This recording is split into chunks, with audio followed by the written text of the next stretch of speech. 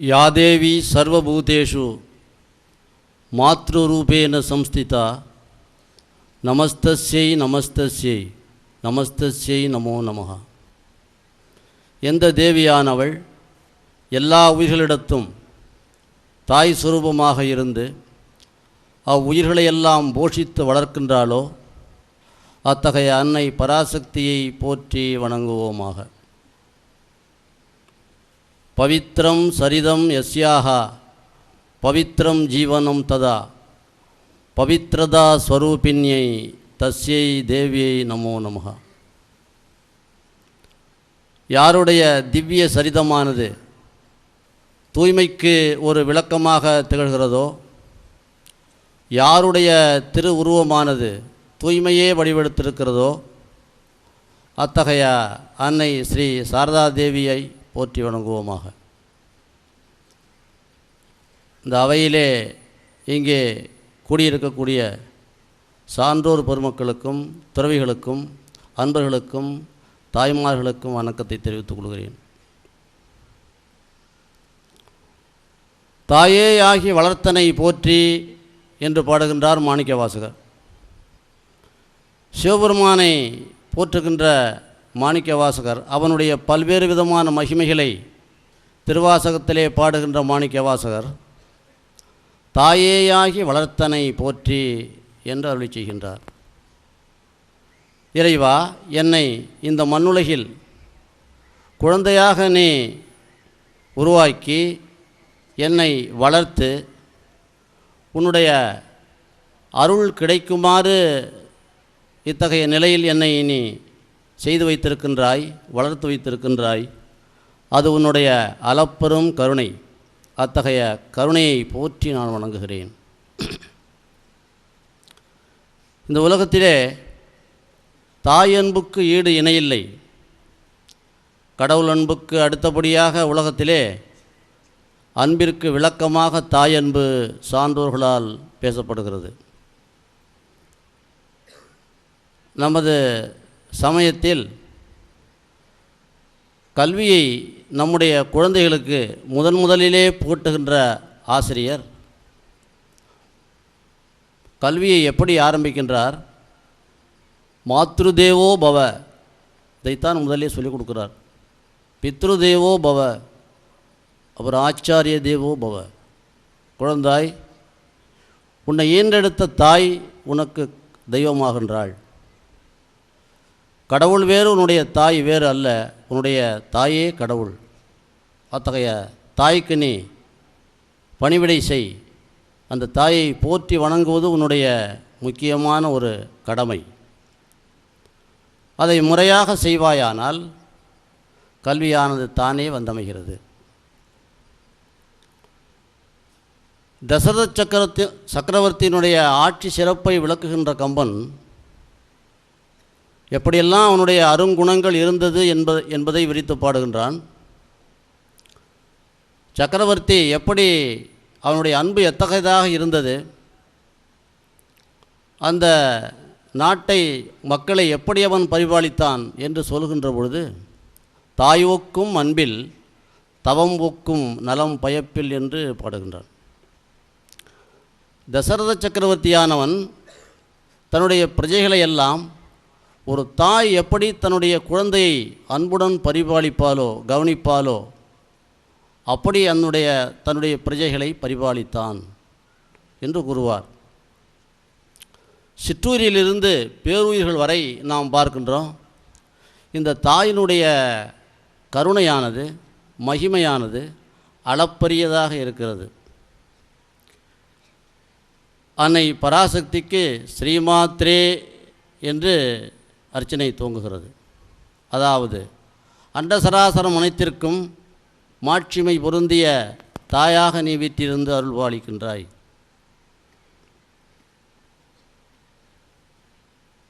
அன்னை பராசக்திக்கு அமைந்திருக்கக்கூடிய 1000 திருநாமங்களிலே மீனாட்சி என்பதும் ஒன்று உண்டு. மீனாட்சி என்றால் மீன் போன்ற கண்களை உடையவள், மீன் போன்ற அழகிய கண்களை உடையவள். மீன் போன்ற அழகிய கண்கள் உடையவள் என்பது மட்டுமல்ல, அதன் பொருள் அந்த மீனானது தன்னுடைய குஞ்சுகளை எப்படி பரிபாலிக்கின்றது, அப்படி உயிர்களை அன்னை பராசக்தி பரிபாலிக்கின்றாள். மீன் எப்படி குஞ்சுகளை பரிபாலிக்கின்றது? நீர்நிலையிலே தாய் மீனானது, பெரிய மீனானது நீரின் அடிபாகத்திலே மேய்ந்து கொண்டிருக்கிறது. அதன் மேற்பகுதியிலே ஆயிரக்கணக்கான குஞ்சுகள் மேய்ந்து கொண்டிருக்கின்றன. அந்த குஞ்சுகளுக்கு மற்ற பெரிய மீன்களால் துன்பம் வந்துவிடக்கூடாது என்பதற்காக இடையிடையே அந்த பெரிய மீன் மேலே வந்து தன்னுடைய வாளால் ஒரு அடி அடித்து செல்கிறது. அதன் பிறகு அந்த குஞ்சுகளுக்கு எப்படி அந்த தாய் மீனானது உணவு ஊட்டுகிறது என்று பார்த்தால், ஆயிரக்கணக்கான குஞ்சுகள் மேய்ந்து கொண்டிருக்கின்றன. அதற்கு பசி வருகின்ற பொழுது தன்னுடைய தாய் மீனை பார்க்கிறது. தாய் மீனானது தன்னை நோக்குகின்ற, பசியால் தன்னை நோக்குகின்ற தன்னுடைய குஞ்சுகளை கருணை பொங்க அன்புடன் பரிந்து நோக்குகிறது. அந்த பார்வை பட்ட மாத்திரத்திலேயே அந்த குஞ்சுகள் பசியாறி விடுகின்றன. இது இயற்கையிலே நாம் உயிரினங்களிலே காணக்கூடிய அலாதியான ஒரு விஷயமாக இருக்கிறது. எப்படி அந்த தாய் மீனானது தன்னுடைய பசியால் வாடுகின்ற அந்த தன்னுடைய குஞ்சுகளை வெறும் பார்வை மாத்திரத்தினாலேயே அதனுடைய பசியை போக்கி விடுகிறதோ, அப்படி அன்னை பராசக்தியானவள் உலகத்தில் உள்ள இந்த உயிர்களுடைய துன்பத்தை தன்னுடைய கடைக்கண் பார்வையினால் நோக்கினால் நீக்கிவிடுகின்றாள். கலம் தரும் பூங்குழலால் அபிராமி கடைக்கண்களே என்று பாடுகிறோம். இன்னும் பறவை இனங்களை பார்த்தால், அந்த பறவை இனங்கள் முட்டையிடுவதற்கு முன்பாக கூடு கட்டுகிறது. பாதுகாப்பான சிறந்த முறையிலே கூடு கட்டுகிறது. பின் முட்டையிடுகிறது. அந்த முட்டைகளை மிகவும் ஜாக்கிரதையாக பாதுகாக்கிறது. பின் குஞ்சு பொரிக்கிறது. அந்த குஞ்சுகளை இது எப்படி வளர்க்கிறது? குஞ்சு பொரித்தவுடனே குஞ்சு உடனடியாக உணவை உண்ண இயலாது. ஆகவே தாய்ப்பறவையானது இரையை எங்கிருந்தோ கொண்டு வந்து அந்த குஞ்சுகளுடைய வாயிலே ஊட்டுகிறது. இதை நாம் பார்க்கலாம். இயற்கையில் அன்பின் வெளிப்பாட்டை, அன்பின் திறத்தை, அன்னை பராசக்தியினுடைய அன்பின் மகிமையை இவைகளிலிருந்தெல்லாம் நாம் தெரிந்து கொள்கிறோம். அடுத்தபடியாக விலங்கினங்களை பார்த்தால், குட்டிகளை கன்றுகளை ஈன்று அதற்கு பாலூட்டி பரிபாலிக்கக்கூடிய விலங்கினங்களுடைய பாங்கினை பார்த்தால், தாயெரும்பு அபரிமிதமாக அங்கே வெளிப்படுவதை நாம் பார்க்கலாம். மிகவும் கொடிய விலங்குகள் கூட தன்னுடைய குட்டிகளை பாசநேசத்துடன் பாராட்டுவதை பார்க்கிறோம்.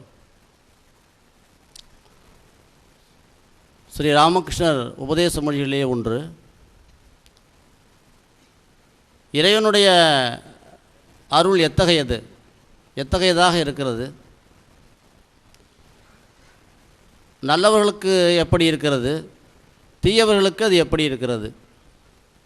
உதாரணம் ஒன்றின் மூலமாக விளக்குகின்றார். பூனையனுடைய பல் கெட்டதா நல்லதா? எலியை கேட்டால் அது பூனையனுடைய பல் யமனுக்கு சமானமாக இருக்கிறது என்று சொல்லுகிறது. ஆனால் அதன் குஞ்சி, அதனுடைய குட்டியை கேட்டாலோ அதைவிட அதற்கு இதம் தருவது வேறு எதுவும் கிடையாது.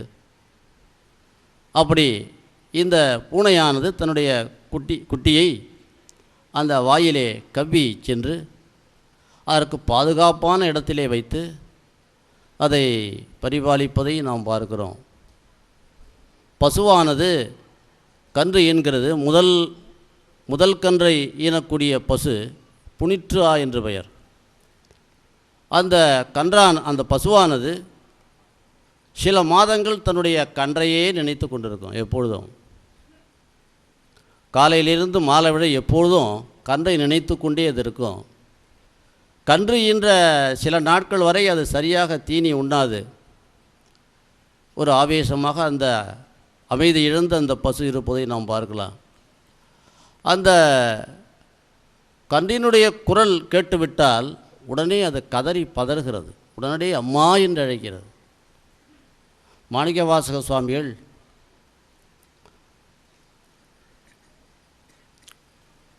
திருவாசகத்திலே இறைவனுடைய திருவுருளை பாடுகின்ற பொழுது தனக்கு எத்தகைய மனநிலை வேண்டும், அருள்நிலை வேண்டும், அருள் இயக்கம் வேண்டும் என்பதை குறிப்பிடுகின்ற பொழுது கற்றாவின் மனம் போல கசிந்துருக வேண்டுவனே என்று கூறுகிறார்.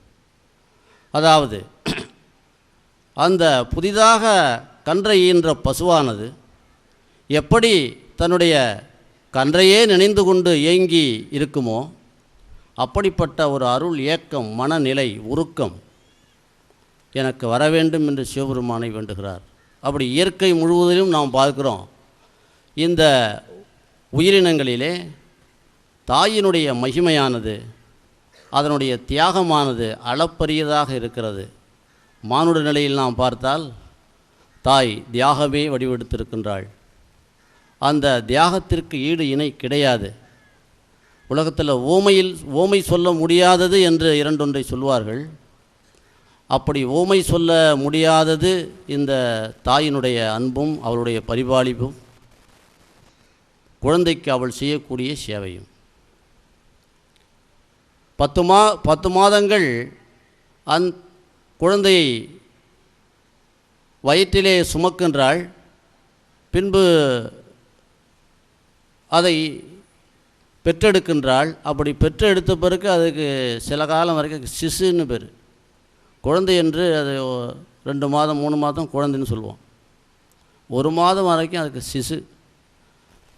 அந்த சிசு பூவை விட மிக மென்மையானதாக இருக்கிறது. அந்த சிசுவை அப்படி கண்ணும் கருத்துமாக அவள் பரிபாலிக்கின்றாள். அதற்கு பசி வருகின்ற பொழுது அது அழுகிறது. உடனே பால் நினைந்து ஊட்டும் தாயாக இருந்து அந்த பாலை ஊட்டி அதற்கு நோய் நொடி ஏற்படாமல் அதை காப்பாற்றி கிட்டத்தட்ட ஒரு 10 ஆண்டு வரைக்கும் அந்த குழந்தையானது தன்னுடைய தாயையே சார்ந்திருக்க வேண்டியிருக்கிறது. தாய் அனைத்தையும் செய்கின்றாள். ஆகவே ராமகிருஷ்ணர் அவருடைய உபதேச மொழியில் சொல்கின்ற பொழுது மனிதன் ஒருவனுக்கு இந்த மாத்ருபக்தி பித்ருபக்தி என்பது வேண்டும். இப்படி யார் ஒருவனுக்கு இந்த மாத்ருபக்தி இல்லையோ பித்ருபக்தி இல்லையோ அவனுக்கு கடவுள் பக்தி வராது. ஆகவே மகன் ஒருவன் தன்னுடைய தாய்க்கு மிகுந்த கடமைப்பட்டிருக்கிறான். ஆயுட்காலம் முழுவதும் ஆன்ற முதலை 3 புவனத்துள்ள பொருள்களை முறையே செலவிடினும் ஒரு நாள் வளர்த்ததற்கு ஈடாகாதே என்பது ஒரு பாட்டு. மகனானவன் தாய் தனக்கு செய்திருக்கக்கூடிய உபகாரத்திற்காக, சேவைக்காக உலகத்தில் உள்ள பொருள்களை அத்தனையுமே காணிக்கையாக படைத்தாலும் என்ன செய்தாலும் அதற்கு ஈடு கிடையாது, இணை கிடையாது என்று நம்முடைய அறநெறி புகட்டுவதை பார்க்கிறோம். இப்படி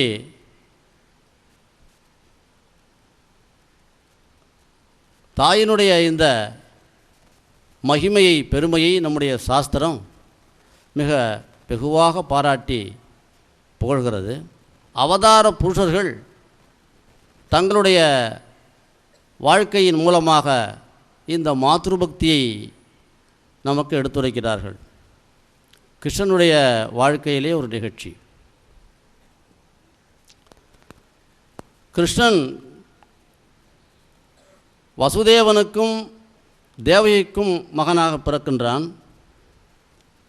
சூழ்நிலையின் காரணமாக ஒரே இரவில் நந்தகோபனுக்கும் யசோதைக்கும் மகனாக மாறி போய்விடுகிறான்.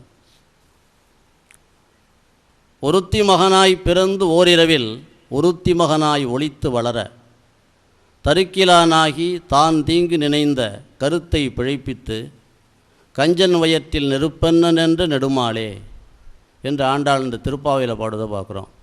அப்படி மாறி வளர்ந்திருக்கக்கூடிய கண்ணனை அழிப்பதற்கு கம்சன் எவ்வளவோ முறைகளை கையாளுகின்றான். அந்த முறைகளில் அவனுடைய கம்சனுடைய அந்த செயல்களில் இருந்தெல்லாம் தப்பித்து அவனுடைய எதிரிகளை எல்லாம் கொன்று பின்பு ஹம்சனையும் கொன்று அந்த ராஜ்யத்தின் மன்னனாக முடிசூட்டு கொள்ளப் போகிறான் கிருஷ்ணன். கிருஷ்ண பட்டாபிஷேகம் விமரிசையாக ஏற்பாடுகள் நடக்கின்றன. நாட்டில் உள்ள ஜனங்களெல்லாம் பெருங்கூட்டமாக வந்திருக்கிறார்கள். அந்த சமயத்தில் மேடையிலே கண்ணன் வீற்றிருக்கின்றான் சிம்மாசனத்தில் முடிசூடி கொள்ள வேண்டும். அந்த சமயத்தில் எழுந்து நின்று அந்த கூட்டத்தினிடையே யாரையோ தேடுகிறான், பார்க்கிறான். அப்படி பார்த்து கொண்டு இருக்கின்ற பொழுது தன்னுடைய தாயான தேவகி அங்கு ஒரு மூலையிலே நின்று கொண்டு இருப்பதை பார்க்குறான். பார்த்த உடனே அங்கு இறங்கி விரைந்து சென்று தேவகியினுடைய கைகளை பற்றி கொண்டு இந்த மேடைக்கு அழைத்து வந்து சிம்மாசனத்திலே அமர வைத்து அவளுக்கு பாத பூஜை செய்து சாஷ்டாங்கமாக வீழ்ந்து வணங்கி, தான் யசோதையின் குமாரனாக நந்தகோபனுடைய குமாரனாக இருந்தாலும் தான் பிறந்தது தேவகியின் வயிற்றில், தேவகி என்னுடைய தாய் என்பதை அங்கே எல்லோரும் அறிந்து கொள்ளும்படியாக பறைசாற்றுகிறான். மாதுருபக்தி மக்கள் எப்படி தாயாரை போற்றி வணங்க வேண்டும், தாய்க்கு பணிவிடை செய்ய வேண்டும் என்பதை அவதார புருஷனாகிய கிருஷ்ணன் தன்னுடைய செயலின் மூலமாக இப்படி விளக்குவதை பார்க்கிறோம். அதை ஆண்டாள் 5வது திருப்பாவையிலே பாடுகின்றாள். மாயனை மண்டு வடமதுரை மைந்தனை தூயப் பெருநீர் யமுனை துறைவனை ஆயர் குலத்தினில் தோன்றும் அணிவிளக்கை தாயை குடல் விளக்கம் செய்த தாமோதரனை. தன்னுடைய தாய் தேவகி என்பதை, தேவகியின் வயிற்றில் தான் பிறந்தான் என்பதை அப்படி எல்லோரும் அறிந்து கொள்ளும் பொருட்டு அங்கு பிரகடனப்படுத்துகிறான். இனி ராமாயணத்தில் ராமன் தன்னுடைய தாயார் கௌசல்யா தேவியினிடத்து மிகுந்த மரியாதையும் மிகுந்த பக்தியும் பணிவிடையும் அன்பும் உடையவனாக இருப்பதை நாம் பார்க்கலாம். அரசாள வேண்டிய ராமபுரான் கானகம் புறப்படுகிறான். புறப்படுகின்ற பொழுது தன்னுடைய மனைவி சீதாதேவி இலக்குவன் இவர்கள் இடத்தெல்லாம் சொல்லிக்கொண்டு தாயார் இடத்துல சொல்வதற்கு விடை பெறுவதற்கு போகிறான். அது மிகுந்த சிரமமான காரியமாக இருக்கிறது. தாயார் இடத்துல தான் மனம் போகிறேன் என்று சொன்ன உடனே கதறி பதறுகிறாள் கௌசலை. பின்பு ஒருவாறாக தேற்றுகிறான். அப்படி தேற்றி பிரிகின்ற பொழுது கௌசல்யா தேவி ராமபுரானுக்கு ஆசீர்வாதம் செய்கின்றாள். ராமா, தர்மத்தை கடைப்பிடி, அந்த தர்மம் உன்னை காப்பாற்றும் என்று சொல்கிறாள். தன்னுடைய தாயினுடைய அந்த வார்த்தையை ராமபுரான் மிக மிக விசுவாசத்துடன் அதை கடைசி வரைக்கும் பரிபாலனம் பண்ணுவதை பார்க்கிறோம். ராமா, தர்மத்தை நீ கடைப்பிடி, தர்மம் உன்னை எப்பொழுதும் காப்பாற்றும். கௌசல்யா தேவனுடைய அந்த வாக்கானது ராமபுரானுக்கு அரிய அருமருந்தாகிய உபதேசமாகிறது. இப்படி நம்முடைய சமயத்தில் மாதுருபக்தி எப்படி இருக்க வேண்டும் என்பதை அவதார புருஷர்கள் ராமாயணத்திலும் மகாபாரதத்திலும் விளக்குகிறார்கள். இனி அவதார வரிஷ்டரான ஸ்ரீ ராமகிருஷ்ண பரமஹம்சர் அதை தன்னுடைய வாழ்க்கையிலே தெள்ளத்தெளிய நமக்கு எடுத்து விளக்கி இருக்கின்றார். அவருடைய தாய் சந்திரமணி தேவி, அவரிடத்துல அவருக்கு ரொம்ப பக்தி உண்டு. நேற்றைய தினம் நாம் கேட்டோம், இந்த கிரீஷ் சந்தர் கோஷ் ராமகிருஷ்ணர் இடத்துல ஒரு வரம் கேட்கிறார். சுவாமி, எனக்கு உங்களிடத்தில் வர வேண்டும், அதாவது நீங்கள் எனக்கு குழந்தையாக பிறக்க வேண்டும் அப்படின்னு கேட்குறார். உடனே குருமராய் சொல்கிறார், என்னுடைய தாய் தந்தையர் எப்படிப்பட்டவர் தெரியுமா? எவ்வளவு தவம் வாய்ந்தவர்கள், பண்பு வாய்ந்தவர்கள், சீலம் வாய்ந்தவர்கள் என்று, புண்ணியம் வாய்ந்தவர்கள் என்று தெரியுமா அப்படி என்று சொல்லிவிட்டு தன்னுடைய தாயாருடைய மகிமையிலையும் சொல்வதை பார்க்கிறோம்.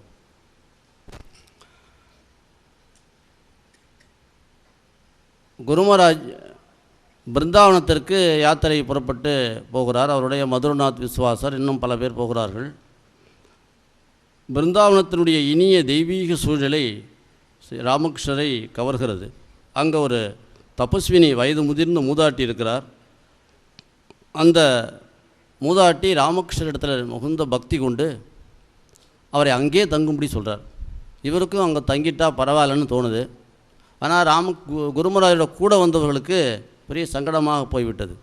அடுத்தடுத்தபடியாக அவர்கள் சென்று தட்சிணேஸ்வரம் திரும்ப வேண்டும். ஆனால் ராமகிருஷ்ணரும் அங்கே தங்குறன்னு சொல்கிறாரு. அந்த அம்மாவோ இங்கேயே தங்குவதற்கு எல்லா ஏற்பாடுகளும் செய்கிறார். என்ன செய்வது என்று தெரியவில்லை. ஒரு பக்கம் அந்த பிருந்தாவனத்து மூதாட்டி குருமராஜை அங்கேயே இருக்க சொல்கிறார். மற்றொரு பக்கம் அவருடன் வந்தவர்கள் அவரை தட்சிணேஸ்வரத்திற்கு வற்புறுத்தி அழைக்கிறார்கள். என்ன செய்வது என்று குருமராஜுக்கே தெரியல. திடீரென்று அவருக்கு தன்னுடைய தாயாருடைய ஞாபகம் வருகிறது. உடனே சொல்கிறார், தட்சேஸ்வரத்தில் என்னுடைய வயது முதிர்ந்த தாயார் இருக்கிறார், போய் அவருக்கு நான் பணிவிடை செய்தாக வேண்டும் என்று சொல்லிவிட்டு உடனே புறப்பட்டு விடுகிறார். அன்னை சாரதா தேவியாருக்கு தன்னுடைய தாயாரை எப்படியெல்லாம் பாதுகாக்க வேண்டும், பணிவிடை செய்ய வேண்டும் என்பதை உபதேசம் பண்ணியிருக்கிறார்.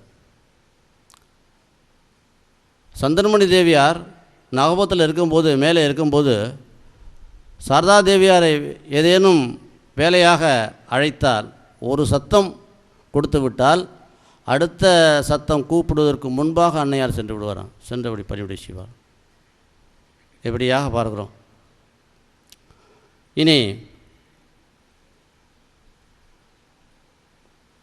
சிற்றுயிர்களிலும் பேருயிராகிய மனிதனிடத்திலும் தாயினுடைய மகிமையானது, பக்தியானது, விசுவாசமானது இப்படி இருக்க, இனி கடவுளே தெய்வமாக வந்துவிட்டால், கடவுளே தாயாக அவதரித்தால் அந்த அன்பு எத்தகையதாக இருக்கும், கரை காணாததாக அன்னை சாரதா தேவியருடைய வாழ்க்கையிலே நாம் பார்க்கலாம். தாயிற்சிறந்த தயாவான தத்துவனே என்று பாடுகிறார் இறைவனை பாடுகின்ற மாணிக்க வாசகர். தாயிற்சிறந்த தயாவான தத்துவனே என்றும் பெற்ற தாயினும் ஆயின செய்யும் என்றும் ஆழ்வாரும் பாடுவதை பார்க்கிறோம். அப்படியே இறைவனுடைய அன்பானது அந்த தாய் அன்பை விட மிகவும் மகிமை வாய்ந்தது. எத்தகையது, எப்படி சாரதா தேவியுடைய வாழ்க்கை வரலாறு நமக்கு விளக்குகிறது. ஸ்ரீ ராமகிருஷ்ண பரமஹம்சர் தன்னுடைய தவத்தின் இரு கூறாக அன்னை சாரதா தேவியரையும் மற்றொரு கூறாக சுவாமி விவேகானந்தரையும் ஆக்கி வைத்திருக்கிறார். 5000 ஆண்டுகளாக பாரத நாட்டில் வாழ்ந்திருந்த மகரிஷிகளுடைய தவம் அனைத்தையும் தன்னுடைய 50 ஆண்டு காலத்திலே வாழ்ந்து நிறைவு செய்து விட்டார் என்று அறிஞர் பெருமக்கள் ஸ்ரீ ராமகிருஷ்ண பரமஹம்சரை போற்றுவார்கள். அத்தகைய அரும்பெரும் தவத்தின் இரு கூறாக ஆண்மகன் ஒருவன் எப்படி திகழ வேண்டும் என்பதற்கு சுவாமி விவேகானந்தரையும், இந்த நாட்டில் பல்லாயிரம் ஆண்டுகளாக வாழ்ந்து வந்த பாரத நாட்டினுடைய பெண்கள் அவர்களுடைய மகிமை எத்தகையது, எப்படி திகழ வேண்டும், அதை புதுப்பிக்கும் வண்ணம் நவீன காலத்தில் எப்படி அந்த பாரத பெண்மை இருக்க வேண்டும் என்பதற்காக அன்னை ஸ்ரீ சாரதா தேவியையும் ஸ்ரீ ராமகிருஷ்ணர் பிராண பிரதிஷ்டை பண்ணி இருக்கின்றார். சாரதா தேவியாருடைய வாழ்க்கையில் பல்வேறு விதமான சம்பவங்களையும் அவருடைய உபதேசங்களையும் இந்த மேடையில் நிரம்ப பல பேர் இங்கே உரைப்பதை கேட்டு நாம் மிகவும் அதை சிலாகித்து அத்தகைய அருள் நமக்கு வேண்டும் என்று நாம் பிரார்த்தித்து கொண்டிருக்கிறோம். கல்கத்தா நகரத்தில் ஒரு நாள் ஒரு இளைஞன், மதிய நேரத்தில் நல்ல வெயில், அவனுக்கோ அன்னை இல்லை, ஏழை இளைஞன் அவன், அப்படியே வீதியில் வந்துக்கிட்டே இருக்கிறான். அப்படி வந்து கொண்டிருந்தவன் அந்த ஒரு கடையில் ஒரு படம் மாட்டியிருக்கு. அந்த படத்தை பார்த்தான். பார்த்து கொண்டு அப்படியே நிற்கிறான். கடைக்காரன் பார்த்தா, என்னப்பா இந்த படத்தை பார்த்துக்கிட்டே இருக்கிறே, என்ன விஷயம் இப்படி பார்த்துக்கிட்டு இருக்க?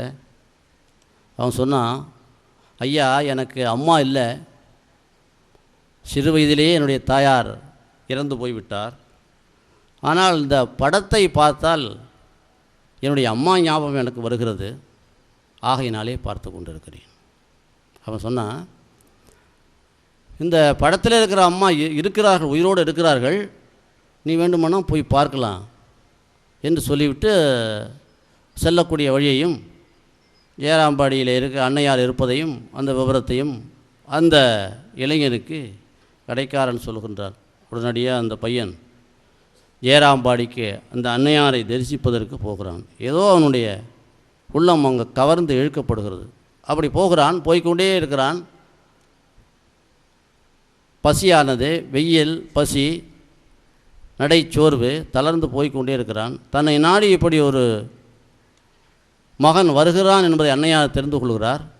அப்படி தெரிந்து கொண்டு அவனுக்காக உணவெல்லாம் தயார் பண்ணி வைத்துக்கொண்டு, அவன் காலெலாம் வலிக்குமேங்கிறதுக்காக வெந்நீரையும் தயார் பண்ணி வைத்துக்கொண்டு வாசலிலே காத்து கொண்டே இருக்கிறார். அவன் வருகிறான். வந்து சாரதாதேவியாருடைய வீடு எங்கே கேட்டுக்கொண்டே வருகிறான். அன்னையார் வீட்டுக்கே வந்து விட்டான். வந்து அன்னையாரே கேட்கிறான், சாரதாதேவியார் எங்கே இருக்கிறார் என்று கேட்கிறான். நான் தான்ப்பா நீ தேடிக்கொண்டு வந்த அன்னையார் என்று அவர் சொல்லுகிறார். நெடுஞ்சாங்கடையாக காலில் அவன் பாத நமஸ்காரம் பண்ணுகிறான். அப்படி கண்ணீரும் கம்பளையுமாக அவன் நமஸ்காரம் செய்கிறான். அவனை தூக்கி நிமிர்த்தி உடனே அவனுக்கு அவன் கால் வலிக்கு வெந்நீர் ஊற்றுகிறார். அந்த வெந்நீர் ஊற்றுகிறார். அவரே விடுகிறார். அவன் ரொம்ப தயங்குறான். அம்மா, தாங்கள் எவ்வளோ பெரிய ஒரு தெய்வ பிறவி, தாங்கள் என்னுடைய காலுக்கு நீர் வார்க்கலாமா என்று கூச்சப்படுகிறான் அவன். இல்லை, நீ மிகவும் களைத்து போயிருக்கிறாய். உன்னுடைய அம்மா இப்படி செய்தால் அதை நீ ஏற்றுக்கொள்ள மாட்டாயா என்று பரிவுடன் கேட்கிறார். அவன் உள்ளம் குழைந்து போகிறது. அதன் பிறகு அவனுக்கு அவர் கையாலேயே உணவு படைத்து அந்த இடத்தையும் அவரே சுத்தம் செய்து, இப்படிப்பட்ட ஒரு வரலாற்றை நாம் பார்க்குறோம் அன்னையாருடைய வரலாற்றில். அன்னையாருடைய அந்த அன்பானது ஜாதி, சமயம், பல்வேறு விதமான ஆச்சாரங்கள் இவைகளையெல்லாம் கடந்து நிற்பதை பார்க்குறோம். ராமாயணத்தில் எப்படி அசோகவனத்திலே சிறையிருந்த செல்வி சீதாதேவிக்கு எவ்வளவு துன்பம் இருந்தது. நம்முடைய புராணங்களிலே நாம் படிக்கக்கூடிய அந்த பெண்கள், காவியத்தில் வரக்கூடிய பெண்கள், கண்ணகி, மைத்ரேயி, சாவித்திரி, தமயந்தி, இவர்கள் போன்ற கற்புக்கரசிகளுடைய வாழ்க்கையில் எவ்வளவு ஒரு கஷ்ட நஷ்டங்கள்லாம் இருந்தது. அவ்வளவு துன்பங்கள்லாம் அன்னையாருடைய வாழ்க்கையிலே இருந்திருக்கிறது. அவைகளையெல்லாம் தன்னுடைய தூய்மையாலும் தவத்தாலும் பொறுமையாலும் கடந்து நம்முடைய பாரத நாட்டினுடைய பெண்களுக்கு இருக்கக்கூடிய அந்த பெண்மையின் இலக்கணமாக, ஒரு தூய்மையின் வடிவமாக, அன்பின் வடிவமாக, அடக்கத்தின் வடிவமாக, சேவையின் வடிவமாக அன்னை ஸ்ரீ சாரதாதேவியார் வாழ்ந்து தன்னுடைய வாழ்வின் மூலமாக, தன்னுடைய சேவையின் மூலமாக சிறந்ததொரு பாரத நாட்டு பெண்மையை இப்பொழுது உள்ளவர்களுக்கு, எதிர்காலத்திற்கு ஒரு முன்மாதிரியாக விட்டு சென்றிருக்கிறார். ஸ்ரீ ராமகிருஷ்ணர் அப்படி தான் சொல்வார்கள். பெண்கள் எப்படி இருக்க வேண்டும், அவர்களுக்கு ஒரு முன்னோடியாக சாரதாதேவியாரை ராமகிருஷ்ணர் விட்டு சென்றிருக்கிறார். நம் நாட்டில் ஆண்மகன் ஒருவன் எப்படி இருக்க வேண்டும், பாரத நாட்டு ஆண்மகன் எவ்வளோ வீர தீர புருஷர்களாக புராண இதிகாசத்தில் இருந்திருக்கிறார்கள், அதற்கு ஒரு முன்னோடியாக சுவாமி விவேகானந்தரை தன்னுடைய தவத்தின் கூறாக ஸ்ரீ ராமகிருஷ்ண பரமஹம்சர் விட்டு சென்றிருக்கிறார். இன்றைய இந்த புண்ணிய தினத்தில் இந்த திருமூவருடைய இந்த அரங்கத்தில் வாழையடி வாழையாக வந்து இருக்கக்கூடிய, மரபிலே வந்திருக்கக்கூடிய துறவி பெருமக்கள் அனைவரும் இங்கே கூடியிருக்கிறார்கள். இந்த பாகவதத்தை, இந்த ராமாயணத்தை, மகாபாரதத்தை, இந்த 3 பேருடைய ஒரு மகிமையை எவ்வளவுதான் பேசினாலும், எவ்வளவுதான் கேட்டாலும் அது தீராது, அதை கேட்பதற்கும் திகட்டாது. ஆகவே நாம் அனைவரும் இந்த அரங்கம் ஒரு புண்ணியம் நிறைந்த சிறந்த க்ஷேத்திரமாக, சிறந்த தீர்த்தமாக இங்கே ஆகியிருக்கிறது. ஆகவே இங்கே வந்திருப்பவர்கள் அனைவருக்கும் அது ஒரு அரிய பெரிய வாய்ப்பு. இன்றும் நாளையும் இந்த புண்ணிய பூமியிலே நாம் இருந்து இந்த திருமூவர்களுடைய உபதேசங்களையும் வாழ்க்கை நிகழ்ச்சிகளையும் கேட்டு அந்த அருளிலே ஆழ்ந்தவர்களாக அவருடைய அருள் ஆசிகளுக்கு உரியவர்களாக நாம் ஆவோமாக. நாயேனை தன்னடிகள் பாடுவித்த நாயகனை பேயேனது உள்ள பிழை பொறுக்கும் பெருமையனை சீயேதும் இல்லாத என் செய்பணிகள் கொண்டருளும் தாயான ஈசர்க்கே சென்றூதாய் கோத்தும்பி சீயேதும் இல்லாத என் செய்பணிகள் கொண்டருளும் தாயான ஈசர்க்கே சென்றூதாய் கோத்தும்பி. ஜெய் ஸ்ரீ மகாமாயைக்கு. யதாக்னேர்தாஹிகா சக்தி ராமகிருஷ்ணே ஸ்திதா ஹியா சர்வவித்யா ஸ்வரூபாம் தாம் சாரதாம் பிரணமாம்யகம். வழிபாட்டிற்கு உரிய ஸ்ரீமத் சுவாமி கௌதமானந்த்ஜி மகாராஜ் அவர்களே, ஸ்ரீமத் சுவாமி திவ்யானந்த்ஜி மகாராஜ் அவர்களே, ஸ்ரீமத் சுவாமி கமலாத்மான்ஜி மகாராஜ் அவர்களே, மாதாஜிகள் அவர்களே, துறவி பெருமக்களே, அன்பர்களே, தாய்மார்களே, சக்தி ஸ்வரூபம் ஸ்ரீ சாரதா தேவி என்ற தலைப்பிலே சிந்தனை செய்ய இருக்கின்றோம். எப்பொழுதெல்லாம்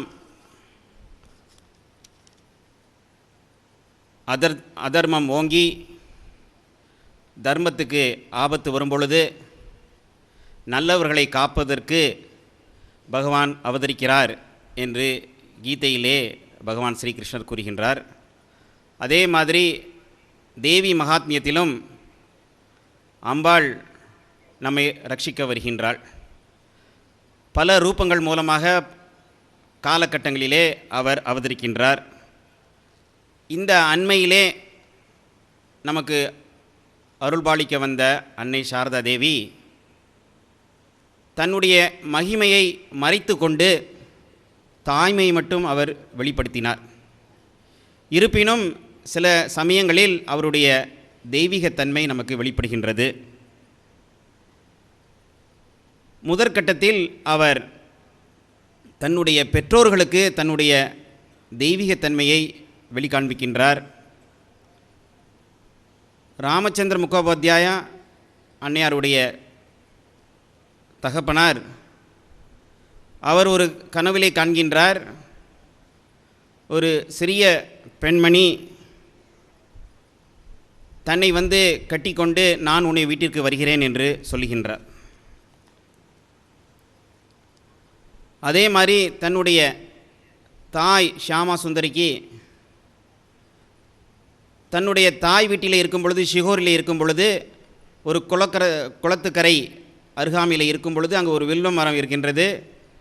அதன் கிளைகளிலே சருகி ஒரு சிறுமி தன்னை கட்டிக்கொள்கின்றாள். நான் உங்களுடைய வீட்டுக்கு வருகிறேன் என்று சொல்கின்றார். இருப்பினும் அன்னையார் பிறந்த பிறகு மாயையினால் அவர்களுடைய கண்களை மூடிவிடுகின்றாள் அன்னையார். சாரதா தேவி நமக்கு அன்னையாக, குருவாக, தெய்வமாக நமக்கு விளங்குகின்றார். அன்னையை புரிந்து கொள்வது மிக கடினம். அவருடைய தெய்வத்தன்மையை உணர்வது மிக கடினம். ஏனென்றால் அவரே தன்னுடைய தெய்வீகத்தன்மையை மறைத்து கொள்கின்றார். தன்னுடைய சாதாரண பெண்மணியாக நமக்கு காட்டி அருள்கின்றார். இருப்பினும் சில சமயங்களிலே அவருடைய தெய்வத்தன்மை நமக்கு தெரிய வருகின்றது. பகவான் ஸ்ரீ ராமகிருஷ்ணர் அன்னையை சோடசியாக, தெய்வமாக அவர் பூஜிக்கின்றார். சமாதியிலே பரவசத்திலே அந்த ஆசனத்திலே அமர்கின்றார். 12 வருட காலம் தாம் செய்த தவத்தை அன்னையாருடைய பாதத்திலே அவர் அர்ப்பணிக்கின்றார். ஒரு அவதார புருஷர் ஒரு சாதாரண பெண்மணியிடம் அப்படி அர்ப்பணிக்க முடியுமா? அவரும் அவதாரமே, தெய்வமே. பரபிரம்மமும் சக்தியும் நாம் பிரிக்க முடியாது. இரண்டும் ஒன்றுதான். இந்த பூவுலருக்கு வரும்பொழுது ஒன்று தாயாகவும் ஒன்று தகப்பனாராகவும் நமக்கு தெரிகின்றது. பிரம்மனும் சக்தியுமாக நமக்கு மிளிர்கின்றது.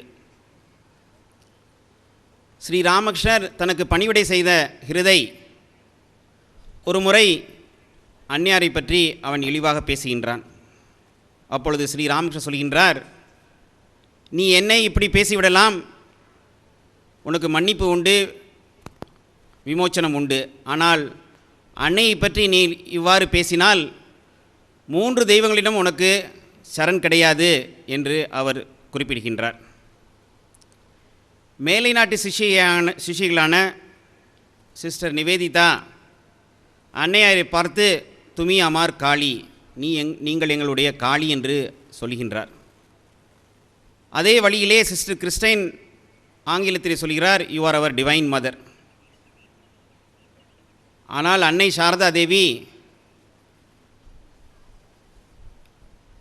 நான் தெய்வமாக இருந்தால் காளி போல் நான் என்னுடைய நாக்கை வெளியிலே போட்டுக்கொண்டு இருக்க வேண்டும், அது முடியாத காரியம் என்று தன்னை ஒரு சாதாரண பெண்மணியாக அவர் காட்டுகின்றார். அன்னையாருடைய வாழ்க்கையிலே எல்லோரும் ஜெயராம்பாட்டியிலிருந்த பெண்மணிகள் கங்கை ஸ்நானம் செய்வதற்காக செல்கின்றார்கள். அப்படி செல்லும் பொழுது தேலோபெலா என்ற ஒரு அடர்ந்த காட்டு பகுதிக்கு வரும்பொழுது மற்றவர்களெல்லாம் முன்னே சென்று விடுகிறார்கள். அன்னையார் உடல்நிலை சரியில்லாததால் பின்தங்கி விடுகின்றார். அப்படி இருக்கும் பொழுது கொள்ளைக்காரர்கள் வருகிறார்கள். ஒரு தகப்பனோ தாயும் வருகிறாங்க. அந்த கொள்ளைக்காரர்களை பார்த்து அன்னையார், என்னுடைய அப்பா அம்மா என்னை காப்பாற்றுங்கள், நான் இவ்வாறு பின்தங்கிவிட்டேன் என்று அன்னையார் வழிமொழிகின்றார். இது எல்லோருக்கும் ஒரு தெரிந்த ஒரு சம்பவம் தான். பிறகு அன்னையாரே அந்த கொள்ளைக்காரரிடம் கேட்கின்றார். கொள்ளைக்காரர்கள் இவரை வணக்கம் செலுத்துகின்றார்கள். இதை பற்றி கேட்கும் பொழுது அவர்கள் சொல்கின்றார்கள், நாங்கள் நிச்சயமாக உங்களிடம் பக்தியை செலுத்துவது, அன்பை செலுத்துவது தவிர வேறு என்ன செய்ய முடியும்? நாங்கள் உங்களிடம் நாங்கள் வணங்கும் காளியை தரிசித்தோம் என்று சொல்கின்றார். அந்த கூட்டத்திலே வந்தவர்களில் ஒருவர் சிவராம், ஸ்ரீராமகிருஷ்ணருடைய அண்ணன் மகன். அவனும் அன்னையாருக்கு துணை கொடுக்காமல் அவன் முன்னேறி சென்று விடுகின்றான். பிற்காலத்திலே இந்த சம்பவத்தை அவன் கேட்கின்றான், எவ்வாறு கொள்ளைக்காரர்கள் அன்னையை காளியாக தரிசித்தனர். ஒரு முறை ஜெயராம்பட்டியிலிருந்து காமார்பூருக்கு செல்லும் பொழுது அந்த சிவராம் வழியில் நின்று கொண்டு அமர்ந்து கொண்டு, நான் முன்னேறி செல்ல மாட்டேன், நீங்கள் உண்மையிலே யார் என்று அந்த சிவராம் கேட்கின்றார். நான் உன்னுடைய அத்தை தானே என்று சொல்கின்றார். இல்லை, உங்களுடைய நிஜ சுரூபத்தை எங்களுக்கு சொல்ல வேண்டும் என்று அவர் வற்புறுத்துகின்றார். இல்லை என்றால் நீங்கள் செல்லுங்கள், நான் இந்த இடத்திலே நான் இருக்கின்றேன் என்று சொல்கின்றார்.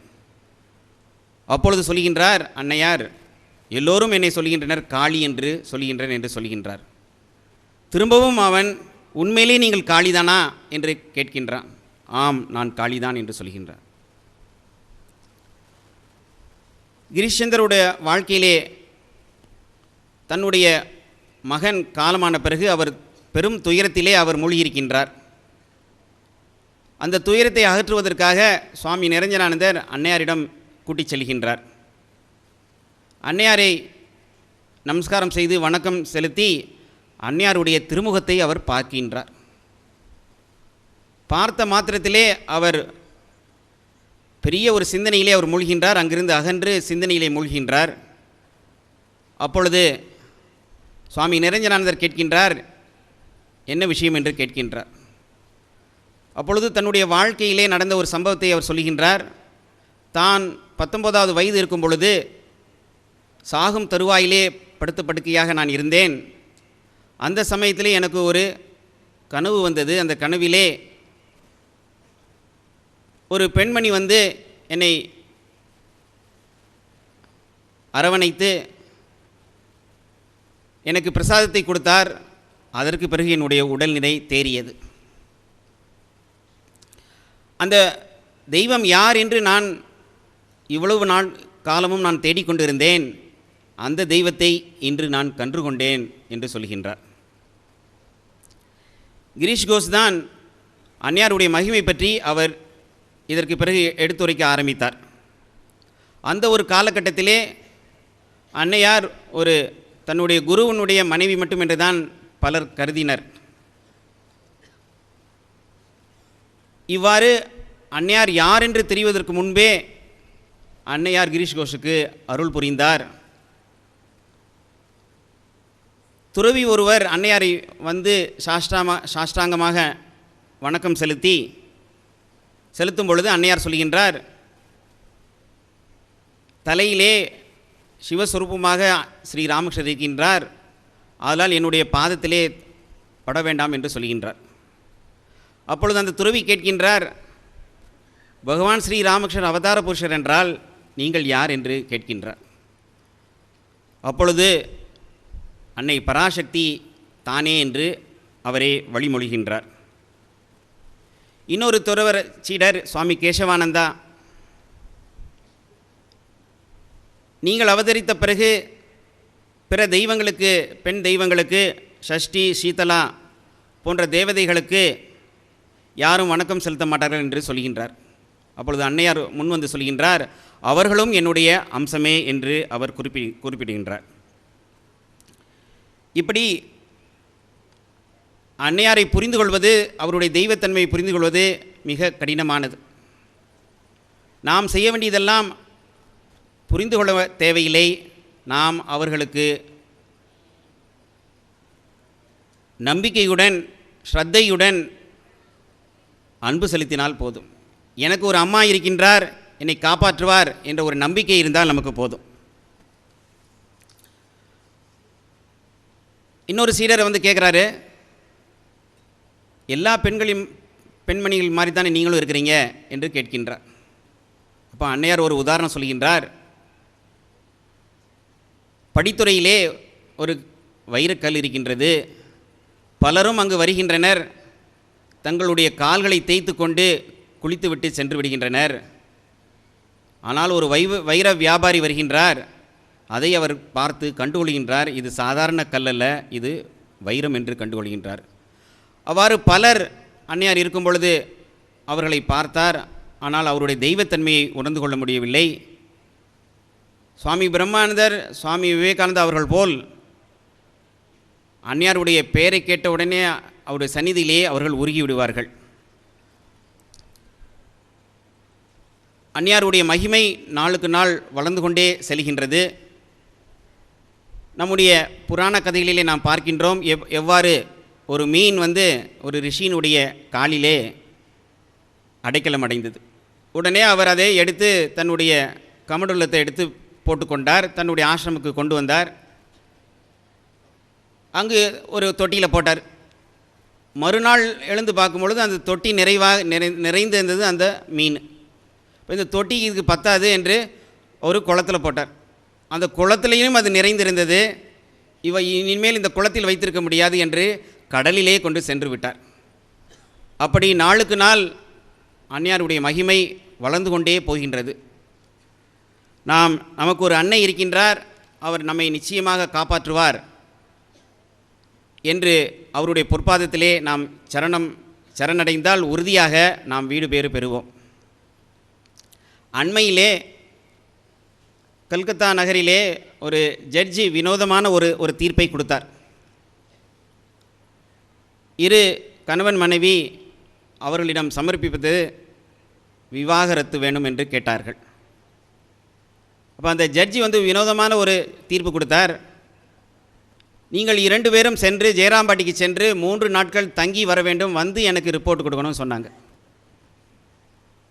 அங்கு அவர்கள் இருவரும் 3 நாட்கள் அங்கு தங்கி திரும்பி வரும் பொழுது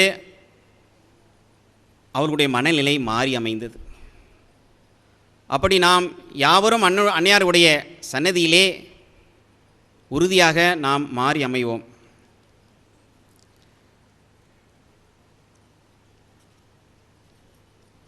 எப்படி அன்னையாருடைய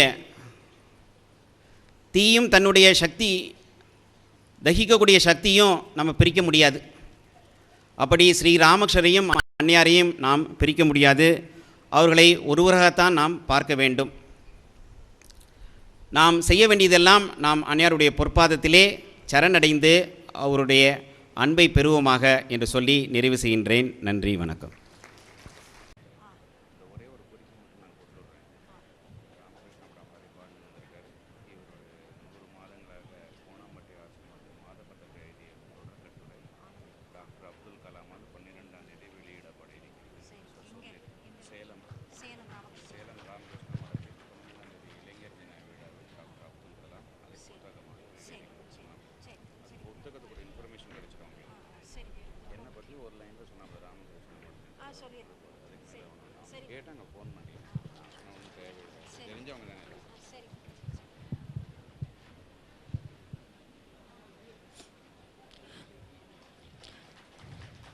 ஜெய் ஸ்ரீராமகிருஷ்ணா. அன்னை சாரதா தேவியாரின் திருவடியில் என்னுடைய பிரணாமங்களை நான் சமர்ப்பிக்கின்றேன். அன்னபூர்ணியின் அருட்பிரசாதமாகிய மதிய உணவை உட்கொண்ட மயக்கத்தில் அன்னையின் திருமடியில் துயில் கொள்ளப் போகும் குழந்தைகளே, உங்களுக்கு மகிழ்ச்சிகரமான ஒரு செய்தியை சொல்லிவிட்டு இந்த விஷயத்தில் நாம் பிரவேசிக்கின்றோம். இந்த திருநெல்வேலி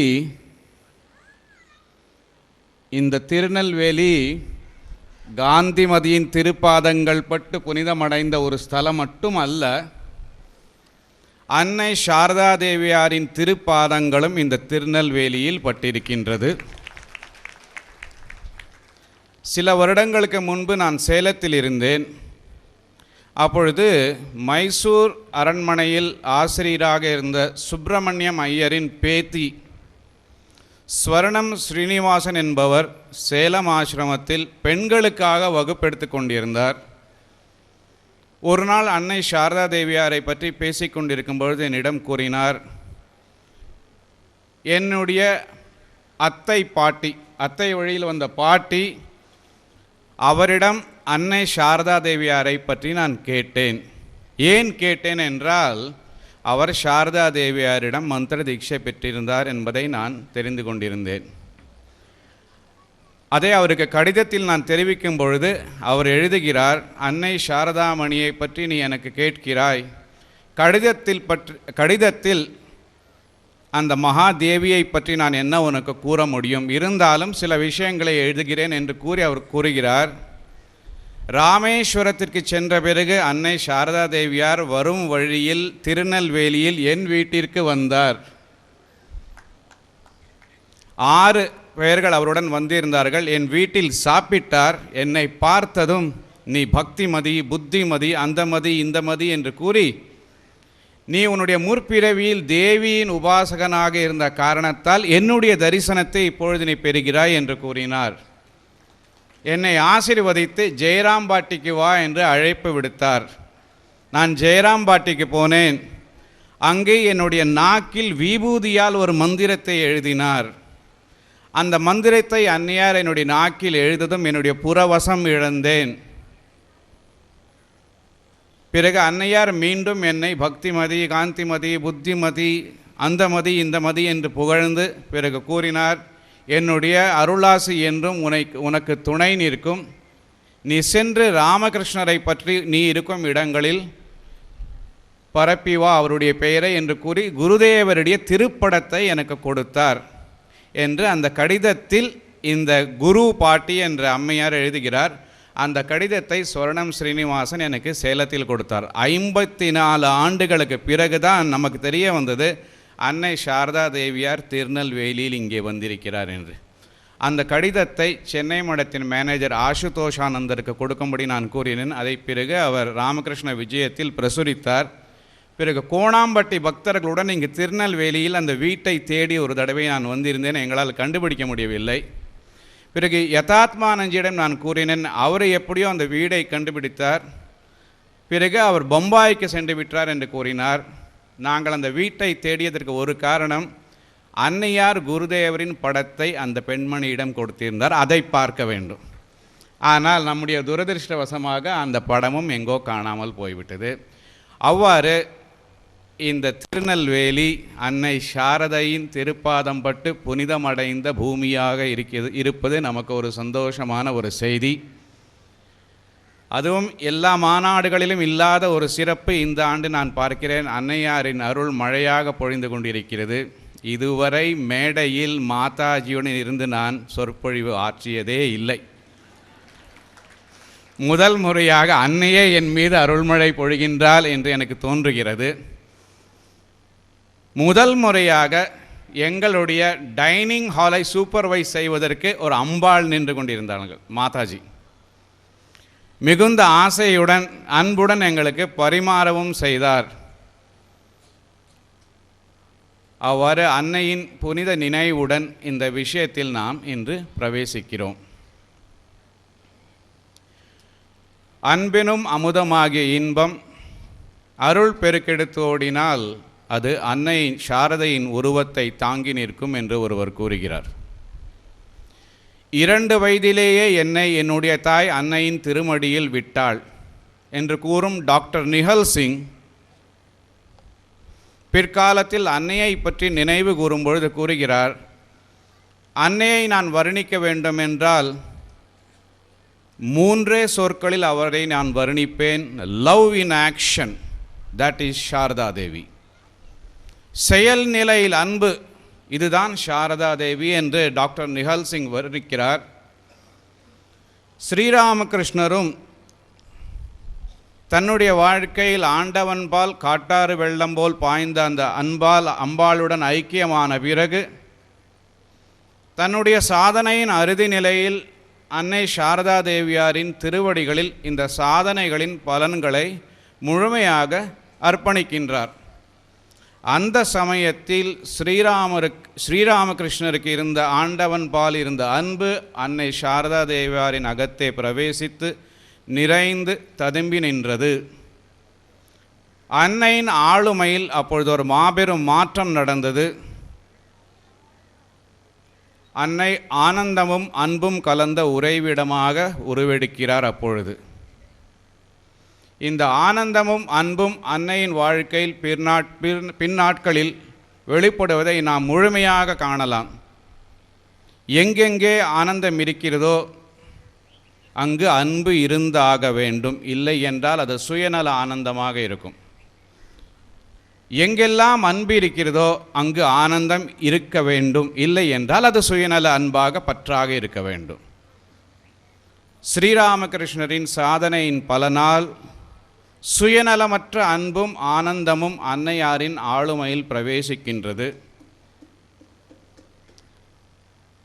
அவருடைய ஆளுமையில் பிரமிக்கத்தக்கும் குணாதிசயங்களை அது வெளிப்படுத்த தொடங்கியது. அந்த சில நிகழ்ச்சிகளை காலை சொற்பொழிவில் நாம் கேட்டோம். பிரமிக்கத்தக்கும் ஆளுமையின் குணாதிசயங்களை நாணமே அணிகலனாக போட்டுக்கொண்டிருந்த அன்னையார் அமைதி என்னும் போர்வையால் முக்காடு போட்டு மூடி மறைக்க முயற்சிக்கின்றார். ஆனால் கொழுந்துவிட்டு எரியும் நெருப்பிற்கு தான் ஆடை உடுத்திவிட முடியுமா? எரியும் நெருப்பைத்தான் துணித்திரையால் மூட முடியுமா? முயற்சி செய்து பாருங்கள். எரியும் நெருப்பை துணியால் மூட நினைத்து பாருங்கள். அவ்வாறு அன்னையார் தோற்று போகிறார். தன்னுடைய தக்க வைக்கும் ஆளுமையை மறைக்கும் முயற்சியில் அவர் தன்னை மறைக்க போட்டு கொண்டிருந்த அந்த துணித்திரை அங்கங்கு அவ்வப்பொழுது திடீர் என்று நெருப்பு பற்றி எரிகின்றது. அந்த நேரங்களிலெல்லாம் பக்தர்களுக்கு அன்னை தன்னை அறியாமலேயே தன்னுடைய தெய்வீக தன்மையை வெளிப்படுத்திய வாய்ப்புகளாக அது அமைகின்றது. அந்த நேரத்தில் அவரை பார்த்த பக்தர்கள் சிலர் பிரமித்து நின்றார்கள், சிலர் பயந்து நடுங்கினார்கள், சிலர் வியப்பால் வாயடைத்து போனார்கள், சிலர் ஆனந்த கண்ணீர் வடித்தார்கள், கடைசியில் எல்லோரும் அந்த பேரன்பின் போதையில் மயங்கி அன்னையின் திருவடியில் மயங்கி கிடந்தார்கள்.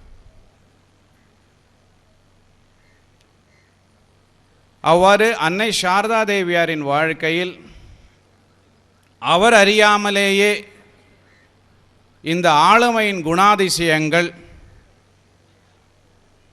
ததும்பி வெளிவருகின்றது. அப்படி வரும் அந்த காட்சிகள் நம்முடைய சிந்தனைக்கு விருந்தாக அமைகின்றது. அங்க நிகழ்ச்சிகள், அந்த சம்பவங்கள் நம்முடைய தியானத்திற்கு பொருளாக அமைகின்றது. இந்த நிகழ்ச்சிகளை வங்க மொழியில் இருக்கும் மாயேர் பதப்பிராந்தே என்ற புத்தகத்தில் நாம் காண முடியும். அந்த புத்தகத்தை நாம் படிக்கும் பொழுது அன்னை சாரதா தேவி அம்பாளா, துர்கையா, காளியா, மூலா பிரகிருத்தியா என்ற ஆலோசனைகள் எல்லாம் நின்று விடுகிறது. நம்முடைய ஆராய்ச்சி மௌனமாகி விடுகிறது. அந்த நிகழ்ச்சிகளை படிக்கும் பொழுது நம்மை அறியாமலேயே நம்முடைய உள்ளுணர்வு மீண்டும் மீண்டும் இவள் ஆதிபராசக்தி, இவள் ஆதிபராசக்தி என்று உணர்த்தி கொண்டே இருக்கின்றது. இங்கே எந்தவிதமான ஆராய்ச்சிக்கும் இடமில்லை. ஏனென்றால் அறிவுக்கு அப்பால் நிற்கும் அறிவின் நாயகியாகிய அன்னையை இந்த அறிவால் எப்படி நாம் ஆராய்ச்சி செய்ய முடியும்? இது வியப்புக்குரிய நிகழ்ச்சிகளாக நமக்கு தோன்றுகிறது. நமக்கு மட்டுமல்ல, இந்த நிகழ்ச்சிகளை அனுபவித்தவர்களுக்கே அது வியப்பாக தோன்றி திடீரென்று பளிச்சிட்டு தோன்றி மறையும் மின்னலை போல அது அமைகின்றது. மின்னல் தோன்றி மறைந்தாலும் நம்முடைய நினைவு படலத்தில் அழியாமல் இடம்பெறுகின்றது. அப்படிப்பட்ட ஒரு ஆழ முத்திரையை அந்த பக்தர்களின் வாழ்க்கையில் அந்த சம்பவங்கள் விட்டு செல்கின்றன. அதிலிருந்து அவருடைய மனோபாங்கு, மனோபாவம், மனநிலை எல்லாம் மாறிவிடுகிறது. அதற்கு பிறகு அன்னையாரை கண்டால் எங்கே ஆராய்ச்சி? இவள்தான் சாக்ஷாத் ஆதிபராசக்தி என்ற உணர்வு மேலோங்கி நிற்கின்றது. அவர்களுடைய உறவு முறையும் அவ்வாறே அன்னையாருடன் அமைகின்றது. அந்த சம்பவங்களில் அன்னை தன்னை வெளிப்படுத்தும் பொழுது அவருடைய பாடலில் அவரை புகழ்ந்திருக்கும் வரிகளை நாம் பார்க்க முடியும். ஒரு பாடலில் அவர் எழுதுகிறார்கள், அனந்த ரூபிணி அனந்த நாம்னி அனந்த குணவதி கிரிஜேமா. பல ரூபங்களையும் அந்த ரூபத்திற்கு உரிய நாமங்களையும் அந்த ரூபத்திற்கும் நாமத்திற்கும் உரிய குணங்களையும் அன்னையார் அவ்வப்பொழுது வெளிப்படுத்தி கொண்டிருந்தார்.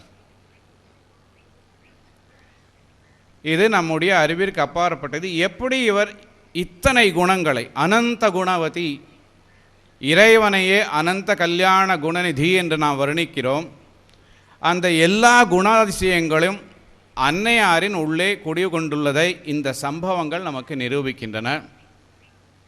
ஒரு சில சம்பவங்களை உங்களுக்கு நான் எடுத்து சொல்கிறேன். பொதுவாக நான் கையில் குறிப்பு வைத்து பேச மாட்டேன். ஏனென்றால் அப்படி பேசும்பொழுது நம்முடைய உணர்வுகள் தடைபட்டு போகிறது. இருந்தாலும் இந்த சம்பவங்களை உங்களுக்கு நான் எடுத்து கூறும் பொழுது இது மற்றவர்கள் வாழ்க்கையில் நடந்த சம்பவம் என்ற காரணத்தால் கையில் அந்த சம்பவங்களை எழுதி வைத்திருக்கிறேன். அவ்வப்போது பார்த்து நான் உங்களுக்கு சொல்லுவேன். சுவாமி அபூர்வானந்தர் என்பவர் எத்தனை மணி வரைக்கும்?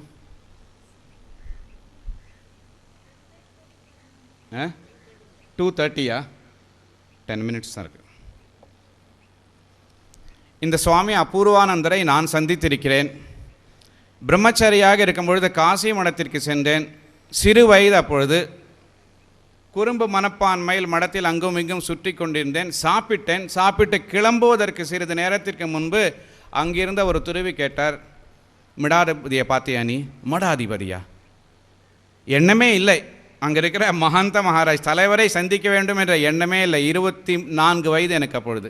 வேலூர் மடத்தில் பயிற்சி முடித்து நான் காசிக்கு சென்றிருந்தேன். என்னப்பா வந்து சாப்பிட்டா கிளம்புற, மடாதிபதியை பார்க்க வேண்டாமா? யார் மடாதிபதினா? அங்கே பாரு, அங்கே தொப்பி போட்டு நின்றுட்டுருக்கார், அவர் தான் மடாதிபதி. வணக்கம் செலுத்தணும். இது மரியாதை, நம்முடைய மரபு பண்பு. மகாராஜ் பிரணாம் என்று நமஸ்காரம் பண்ணினேன். நமஸ்காரம் செய்த உடனேயே என்னுடைய தோளில் கையை போட்டு, என்னப்பா எப்படி இருக்க என்று கூறினார். இது என்னுடைய அனுபவத்துக்காக நான் கூறவில்லை, அவருடைய சிறப்பிற்காக நான் கூறுகிறேன். என்னுடைய தோளில் அவர் கை வைத்ததுமே வெயிலில் இருந்து ஏசி அறைக்கு வந்தால் எப்படி ஒரு உணர்வு ஏற்படுமோ அப்படிப்பட்ட உணர்வு என்னுடைய உடலில் வந்தது. மகாராஜ் நீங்கள் யாருன்னு கேட்டேன். நான் தான் அபூர்வானந்தன். சிரித்தார். அன்னையாருடைய சீடர்? ஆமாம், அவருடைய அருளை பெற்றவன் என்றார்.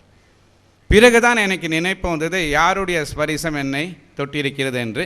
இந்த அபூர்வானந்தர் அன்னை சாரதா தேவியாரை சந்தித்து தன்னுடைய அனுபவத்தை கூறுகின்றார்.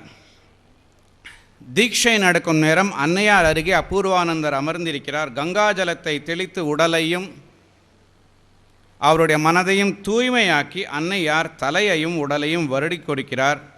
அன்னையாரின் ஸ்பரிசம் பட்டதும், அன்னையாருடைய ஸ்பரிசம், அவருடைய சீடரோட ஸ்பரிசம் எனக்கு எப்படி இருந்தது? இப்போ அன்னையார் எனக்கு தொட்டிருந்தால் எப்படி இருந்திருக்கும்? அவர் இங்கே சொல்கிறார், அன்னையாருடைய ஸ்பரிசம் பட்டதும் உடலெல்லாம் ஒருவித மயிர்கூச்சம் ஏற்பட தொடங்கியது, ரொமாஞ்சிதம் உண்டாகியது. வர்ணிக்க முடியாத இனம் புரியாத இன்பத்தால் என் அகமெல்லாம் நிறைந்தோடியது. அன்னையார் கண்மூடி தியானம் செய்த பிறகு கேட்டார் மெதுவாக, குருதேவரை உனக்கு பிடித்திருக்கிறதா? ஆம் என்றதும் என்னுடைய காதில் ஒரு மந்திரத்தை கூறி என்னையும் கூற சொன்னார். கூறுகின்ற பொழுது திடீரென்று அருகே ஒரு சுவரின் அருகே கையை காண்பித்து, இதோ இதோ இங்கே பார் உன்னுடைய இஷ்ட தேவதை என்று அன்னையார் கை நீட்டினார். திரும்பி பார்த்தேன். 4 பக்கமும் ஜொலிக்கக்கூடிய ஒரு பிரகாச வெள்ளத்தால் அந்த இடம் நிரம்பியது. அந்த ஒளிமயமான வெளிச்சத்தில் ஒரு தேவியின் உருவம் உயிருடன் ஒளி பிரகாசத்துடன் தோன்றியது. மிகுந்த கனிவுடன் அந்த தேவியின் உருவம் என்னை நோக்கியது. நான் ஏன் எழுதி வச்சிருக்கேன்னா, இது அத்தாரிட்டேட்டிவ், ஆத்தென்டிக். கண் சிமிட்டும் நேரத்திலேயே இவையெல்லாம் நடந்து மறைந்து விட்டது. அந்த காட்சியை கண்டு என்னுடைய உள்ளம் மெழுகாய் உருகி கொண்டிருந்தது. சாரதா தேவியை கண்டேன். அவரும் அந்த தெய்வீக உருவத்தை போன்றே இருந்தார். சில சமயம் கழிந்து அன்னையார் மெதுவாக, மகனே பயந்து விட்டாயா என்றார். தலை குனிந்து பேச முடியாமல் வாயடைத்திருந்தேன் நான். இந்த சம்பவத்தில் அன்னை சாரதா தேவியார் தன்னுடைய இச்சை மாத்திரத்தினாலேயே ஒரு க்ஷணத்திலேயே இறை தரிசனத்தை இறை தரிசனத்தை கொடுக்கக்கூடிய ஒரு மாபெரும் அவதார புருஷனாக நமக்கு தோன்றுகிறார். ஸ்ரீராமகிருஷ்ணருக்கு மட்டுமல்ல அந்த சக்தி இருந்தது, அன்னையாருக்கும் இருந்தது அந்த சக்தி. கையை நீட்டினார், அடுத்த நிமிடம் அவருடைய இஷ்ட தெய்வம் அங்கே தோன்றுகிறது. என்ன ஒரு சக்தி அது! அதுதான் முதலிலே கூறினேன், பிரமிப்பூட்டும் ஆளுமையின் சக்தி. அடுத்ததாக சுவாமி சத்ஸ்வரூபானந்தருடைய அனுபவத்தை நாம் பார்ப்போம். தீட்சை அன்று புண்ணியப்புக்கூரில் குளித்துவிட்டு நான் அன்னையாரின் அறையை நோக்கி செல்லும் பொழுது இதுவரை அனுபவத்திராத ஒரு விசித்திர உணர்வு என்னை ஆக்கிரமித்து கொண்டது. அன்னையின் அறையில் நுழைந்தேன். தீட்சைக்காக எந்த ஏற்பாடும் செய்யாததால் தட்சிணை என்னிடம் இல்லாமல் இருந்தும் அன்னை எனக்கு தீட்சை கொடுத்தார். தீட்சை கொடுக்கும் பொழுதுதான் அந்த அபூர்வம் நடந்தது, அற்புதம் நடந்தது. மோக்ஷ துவார கபாட பாட்டனகிரி என்று கூறுகின்ற கருணாமையான அன்னை சாரதை என்ன செய்தார் என்று எனக்கு தெரியவில்லை, எனக்கு புரியவில்லை. என் கண் முன்னால் இருந்து ஒரு அற்புத திரை விலகி நின்றது. அந்த திரை விலகிய உடனேயே என்னுடைய இஷ்டமந்திரத்தின் மூலதேவதையை அவரில் கண்டேன். ஒரு முறை அல்ல, 3 தடவை நான் கண்டேன். அந்த தெய்வீக காட்சியை கண்ட வியப்பில் அவரையே கண்கொட்டாது நோக்கி கொண்டிருந்த போது சாரதா தேவி கேட்டார், என்னப்பா என்ன பார்க்கிறாய் நீ பார்ப்பதெல்லாம் சரியாகவே பார்த்து கொண்டிருக்கிறாய் என்று கூறினார். கருணையே வடிவான அன்னை சாரதா தேவியார் என் கண்களின் திரையை விலக்கி தன் சுயஸ்வரூபத்தை வெளிக்காட்டினார். அனந்த ரூபிணியான சாரதையின் வர அபயமளிக்கும் மூர்த்தி என் கண்முன் தோன்றியது. என் உடலெல்லாம் அதிர்ந்து நடுங்கி வியப்பிலும் ஆனந்தத்திலும் மூழ்கி கொண்டிருந்த என்னிடம் அன்னையார், மகனே குருதட்சிணை எங்கே என்று கேட்டார். பிறகு அன்னையை நமஸ்கரித்து இயந்திரத்தை போன்று நான் வெளியே வந்தேன். மனதில் அலைபாய்ந்து கொண்டிருக்கிறது. அடே அப்பா, இது என்ன ஒரு நிகழ்ச்சி, என்னதான் எனக்கு நடந்து விட்டது என்று நான் திகைத்து கொண்டிருந்தேன். பிறகு மதிய உணர்விற்கு நான் சென்றேன். அங்கே சாப்பிடும் அறைக்கு முன் அந்த வாயில் அந்நியார் அன்பே உருவமாக நின்று கொண்டிருந்தார். அவரை நான் கண்ணெடுத்து பார்த்தேன். பார்க்கும் பொழுது மீண்டும் அதே அபயமும் வரம் அளிக்கும் தெய்வீக மூர்த்தியாய் எனக்கு அவர் காட்சி அளித்தார். அந்த காட்சியில் நான் திளைத்து மீண்டு வருவதற்கு முன்பு ஒருவர் ஓடோடி வந்து என்னிடம் ஒரு கிண்ணத்தில் பாயசத்தை கொடுத்து, அம்மா உங்களுக்கென்றே கொடுத்திருக்கிறார் என்று அந்த கிண்ணத்தை என் கையில் வைத்தார். அந்த கிண்ணத்தின் பாயசத்தை பார்த்து தலை தூக்கினேன். அன்னையார் அங்கிருந்து எனக்கு கூறினார், மகனை சாப்பிடு, எல்லாவற்றையும் நீயே சாப்பிட்டு விடு என்று எனக்கு அன்பொழுக கூறினார். சாப்பிட முடியுமா அந்த நேரத்தில் அந்த பாயசத்தை? என் கையில் பாயசம் நிறைந்த கிண்ணம் இருந்தது. என் முகத்தில் என் கண்கள் கண்ணீர் நிறைந்த கிண்ணமாக மாறியது. சங்கராச்சாரியார் தன்னுடைய அன்னபூர்ணா ஸ்தோத்திரத்தில் இதை பற்றி விளக்குகிறார். மோக்ஷத்வார கபாட பாட்டநகரி, மோக்ஷத்தின் வாயிலில் அதன் கதவுகளை திறந்துவிடும் அம்பிகையாக நிற்கின்றார். அவ்வாறு அன்னை அன்றைக்கு சத்ஸ்வரூபானந்தருக்கு இந்த ரூபத்தில் காட்சி கொடுக்கிறார். அது மட்டுமல்ல, அன்னபூர்ணியாக இருந்து அவருக்கென்றே அந்த பாயசத்தையும் அவர் கொடுத்தார். நம்முடைய ராமகிருஷ்ணா மடத்தில் அன்னையை அன்னபூர்ணியாக வழிபடும் ஒரு மரபு உள்ளது. அதனால்தான் நம்முடைய எல்லா டைனிங் ஹாலிலும் சாரதா தேவியாருடைய படம் இருக்க வேண்டும். அன்னபூர்ணியுடைய படம் இருக்கின்றதோ இல்லையோ, சாரதா தேவியாருடைய படம் அங்கே இருக்க வேண்டும். அதுக்குள்ளே மணி 2:30 ஆக போகுது. ஒரே ஒரு நிகழ்ச்சியை உங்களுக்கு சொல்லி நான் முடித்து விடுகிறேன். இது ஒரு கல்லூரி மாணவர் எழுதுகிறார். நண்பர்களெல்லாம் ஒன்றாக சேர்ந்து விவேகானந்தரின் சிந்தனையின் தொடர்பில் நாங்கள் வந்தோம். அந்த சிந்தனையின் தொடர்பில் வந்து சேவை மனப்பான்மையை நாங்கள் பெற்றோம். அத்துடன் எவ்வாறு வாழ்க்கையில் பயமற்றிருக்க வேண்டும் என்பதையும் நாங்கள் பயிற்சித்து வந்தோம். நாங்கள் இருக்கும் இடத்தில்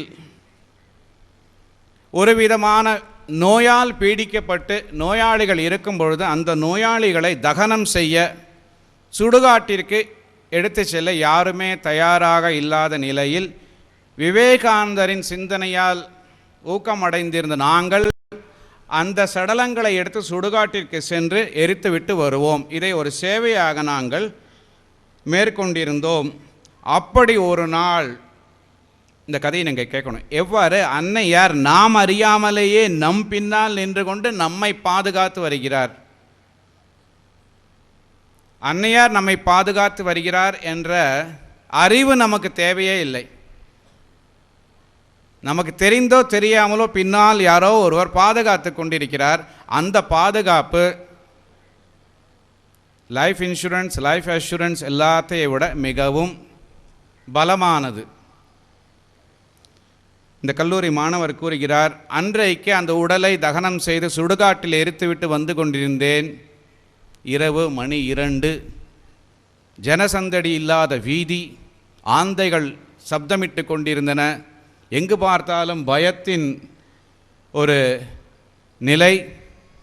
சினிமாவில் காப்பாங்கல்ல, இந்த ஆல்ஃப்ரட் ஹிச்காக் படத்துலலாம் காப்பாங்க, சஸ்பென்ஸ் மூவிலெல்லாம் டூரும் ஆந்த சத்தம் போடும். அப்போ தான் திடீர்னு ஒரு பூனை கத்தும், சலசலத்து மரத்தின் இலைகள்.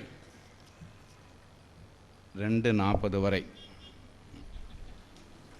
இந்த பேப்பர் வரும்பொழுது நானும் பயந்து போயிட்டேன். ஏதாவது சலசலத்து அந்த மர்மக்கதை சங்கர்லால், துப்பறியும் சங்கர்லாம் படிக்கும்போது இது வரும். அந்த மாதிரி இந்த ஒரு விவரணம் இதில் வந்துருக்குது.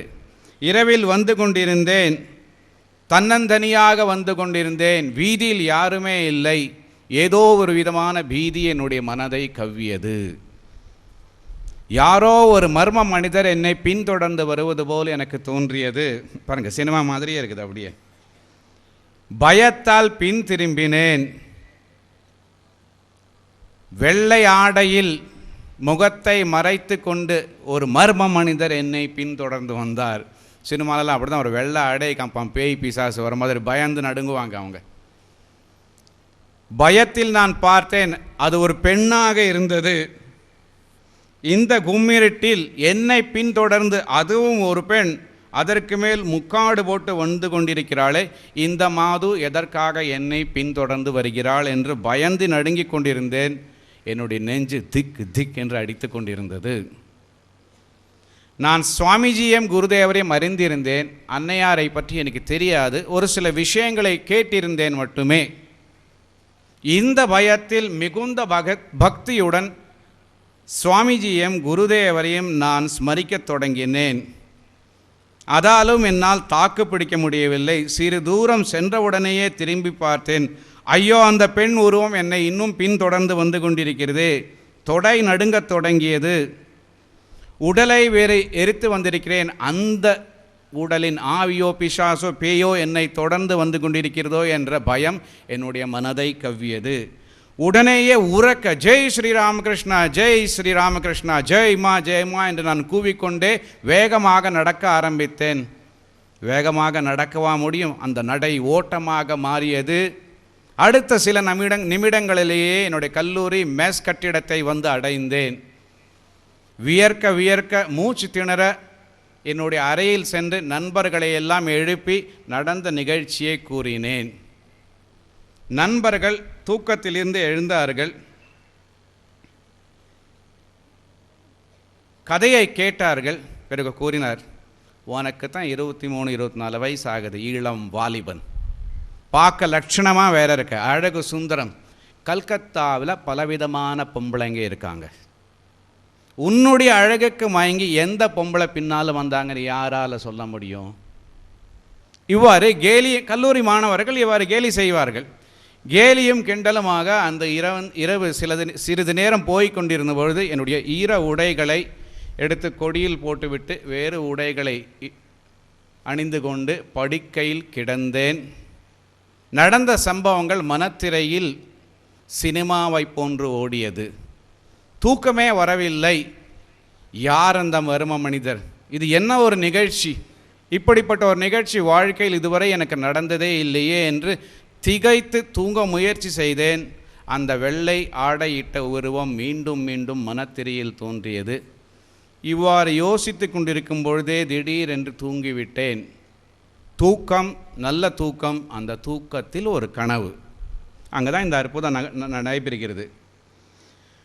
அந்த தூக்கத்தில் திடீரென்று பிரகாசமான தாய்மை நிறை உருவம் ஒன்று என் முன் தோன்றி என்னிடம் கூறியது, டேய் ஹரேன், சுடுகாட்டிலிருந்து வரும்பொழுது உனக்கு உன்னை அறியாமலேயே உன்னுடைய மனதில் ஒரு பீதி, பயம் ஏற்பட்டதல்லவா? அதனால் உன் பின்னால் பாதுகாப்பிற்கு நான் தான் காவலாக வந்து கொண்டிருந்தேன். நான் தற்போது ஜெயராம்பாட்டில் வசித்து கொண்டிருக்கிறேன். உனக்கு நேரம் வந்துவிட்டது. வெகு சீக்கிரத்திலேயே என்னிடம் வா, உனக்கு தீட்சை அளிப்பேன். என்ன அருமையானது பாருங்க இல்லையா? நமக்கு தெரியாமலேயே நமக்கு பாதுகாப்பாக பின்னால் இருந்து கொண்டிருக்கிறார் அன்னை சாரதா தேவியார். இது அப்பொழுது மட்டும் நடக்கலை, இதோட இன்னும் தொடர்பு இருக்கிறது. நம்முடைய சம்பத் மகாராஜ் உங்களுக்கு தெரியும், சத்திய ஞானானந்தா, அவரும் ஏதோ ஒரு தடவை வெள்ள நிவாரண பணி நடந்து கொண்டிருக்கும் பொழுது கோவையில் இருந்த சுவாமிகளுக்கெல்லாம் தெரியும், யாரோ ஒருவர் அவருடைய கனவில் ஒரு தேவி வந்து கூறினாராம், இப்பொழுது சில வருடங்களுக்கு முன்பு நடந்தது, என்னுடைய மகன்களெல்லாம் அங்கும் இங்கும் சுற்றி கொண்டிருக்கிறார்கள், நீ அவர்களுக்கு உதவி செய் என்று கூறினாராம். இந்த சுவாமிஜிஸ்கெல்லாம் அந்நியார் பின்னாடி இப்படி உதவி பண்ணிட்டுருக்காங்க, பண்ண போகிறாங்கன்னு தெரியவே தெரியாது. எதேச்சியாக அவரை சந்தித்த போதோ அல்லது அந்நியாரின் படத்தை பார்த்தபோதோ அவர் கண்டுபிடித்தார், இதுதான் சாரதா தேவி என்று. பிறகு நம்முடைய கோவை மடத்தில் இருந்த சுவாமிகளுக்கு அந்த பக்தர் உதவி செய்கிறார். காலையில் எழுந்தேன், கனவை நண்பர்களிடம் கூறினேன், எதிர்பார்த்தேன் அவர்கள் கேலியும் கிண்டலியும் மீண்டும் தொடங்குவார்கள் என்று. அவர்களுடைய பேச்சு மாறியது. அவர்கள் பேலூர் மடத்தின் பக்தர்களாக இருந்த இளைஞர்கள். உடனே கூறினார்கள், இதை பார்த்தால் ஜெயராம்பாட்டிக்கு வா என்று கூறியிருக்கிறாரே உன் கனவில், அன்னை சாரதா தேவியாராகத்தான் இருக்க வேண்டும், உடனேயே ஜெயராம்பாட்டிக்கு போக வேண்டும், இது உண்மையா பொய்யா என்று சோதிக்க வேண்டும். இது இளைஞர்களுடைய ஒரு மனநிலை. எல்லோரும் ஜெயராம்பாட்டிற்கு போகிறார்கள். ஜெயராம்பாட்டிற்கு போய் இந்த கல்லூரி மாணவன் எழுதுகிறார், அன்னையாரின் வீடு எங்கே என்று கேட்க நினைத்தேன். அந்த நினைவு முடிவதற்குள் யாரோ ஒருவர் வேகமாக ஓடி வந்து, நீங்கள் கல்கத்தாவிலிருந்து வந்திருக்கிறீர்களா, அன்னையார் உங்களை அழைத்து வர சொன்னார் என்று என்னிடம் சொன்னார். நான் கூட சென்றேன். அங்கே வாயிலில் அன்னை சாரதா தேவி நின்று கொண்டிருந்தார். இதுதான் எனக்கு அன்னையின் முதல் தரிசனம். முக்காடு தலைக்கு மேல் இருந்ததால் முகத்தை நன்றாக காண முடிந்தது. ஆஹா, கனவில் கண்ட அதே தாய்மை நிறை உருவம், ஆனால் ஒளிமயமாக இல்லாமல் சாதாரண மனித உடலில் அந்த உருவத்தை பார்த்தேன். இருந்தாலும் என்னால் என்ன சொல்ல முடியும் அந்த உருவத்தின் மேன்மையை பற்றி? அப்படிப்பட்ட ஒரு அபூர்வமான உருவம், வார்த்தைகளால் என்னால் யாருக்கும் இதை புரிய வைக்க முடியாது. சாதாரண மனித உருவம், அதை கண்டே அவர் பிரமித்து நிற்கிறார். அப்படிப்பட்ட ஒரு பொலிவு, அந்த தூய்மை என்று தத்பரவானந்தர் காலையில் கூறினார். என்ன ஒரு பொலிவு, எந்த விதமான மேக்கப் ஒன்றுமே இல்லை. இருந்தாலும் பார்த்த உடனேயே இவருக்கு புரிகிறது, அப்படிப்பட்ட ஒரு தேஜஸ் அன்னையாருடைய உடலிலிருந்து காந்தியாக வெளிப்படுகிறது. வியப்பால் வாயடைத்து அவரை பார்த்து கொண்டே இருந்தேன். பிறகு கொண்டு வந்திருந்த இனிப்பை அவரிடம் கொடுத்தேன். அவர் கையில் வாங்கி கொண்டார். தேன் ஒழுகும் அன்பு குரலில் என்னிடம், குழந்தாய் உட்கார், எத்தனை தூரத்திலிருந்து வந்திருக்கிறாய், ஓய்வெடு என்று கூறி தன்னுடைய கையால் எனக்கு விசிறத் தொடங்கினார். பிறகு கூறினார், குளித்துவிட்டு நீ வா, உனக்கு தீட்சை அளிப்பேன் என்றார். தீட்சை முடிந்தது. போகும்பொழுது இவ்வளவு சீக்கிரமா என்று அன்னியார் கேட்டார். நான் கல்லூரி மாணவன், நாளைக்கு காலேஜ் போக வேண்டும், அதனால் வெகு சீக்கிரமாகவே போக வேண்டும் என்று கூறினேன். அன்னையார் வாய் மூடி மௌனமானார். அத்துடன் சுற்றுச்சூழல் மாறியது. அடுத்த கணம் விடைபெற அன்னையாரின் முகத்தை நோக்கினேன். போல போலவென்று அவருடைய கண்களிலிருந்து கண்ணீர் வழிந்து கொண்டிருந்தது. இன்னும் ஒரே ஒரு சிறு நிகழ்ச்சியை நான் கூறி இந்த இதை முடித்து விடுகிறேன். அந்த நிகழ்ச்சியிலிருந்து அன்னையாரை நாம் எவ்வாறு அணுக வேண்டும் என்று நாம் புரிந்து கொள்ளலாம். ஆஷுதோஷ் மித்ரர் என்பவர் சுவாமி திரிகுணாதீதானந்தருடைய சகோதரர். அவர் அன்னையாருடன் பல தடவை நெருங்கி பழகி அந்தரங்கமாக உரையாடி இருக்கிறார். அன்னையார் தன்னுடைய பல ரகசியங்களை அவருக்கு எடுத்து கூறியிருக்கிறார். ஒரு நாள் அன்னையாருடைய ஒரு பக்தர் அவரை தன்னுடைய கிராமத்திற்கு அழைத்து செல்கிறார். அங்கே ஒரு அற்புதமான கீர்த்தனம் நடைபெறுகிறது. அந்த கீர்த்தனத்தின் இறை ஆனந்தத்தில் அன்னையார் பரவச நிலை எழுதுகிறார். இதை அறிந்த கோலாப்மா உடனேயே அன்னையாரை தூக்கி பிடித்து அறைக்கு அழைத்து செல்ல முயற்சிக்கிறார். போதையில் இருப்பவர் போல் சாரதா தேவியின் கால்கள் நேராக நடக்காமல் அங்கும் இங்கும் விழுந்தன. குருதேவர் தான் போதையில் இருப்பார் நாம் நினச்சிட்ருப்போம். இந்த நிகழ்ச்சியில் அன்னையாருடைய கால்கள் தடுமாறினவாம். இறை இன்ப போதையில் அன்னையார் அந்த கீர்த்தனத்தின் காரணமாக மூழ்கி இருந்தார். எப்படியோ அவரை கொண்டு போய் பூஜை அறையில் நிற்க வைத்தால் இமை கொட்டாமல் நின்று கொண்டே இருந்தார். எத்தனை கூப்பிட்டாலும் எத்தனை அழைத்தாலும் ஒரு வார்த்தை இல்லை, பதில் இல்லை. இதை கண்டு நாங்கள் எல்லோரும் திகைத்து நின்றோம்.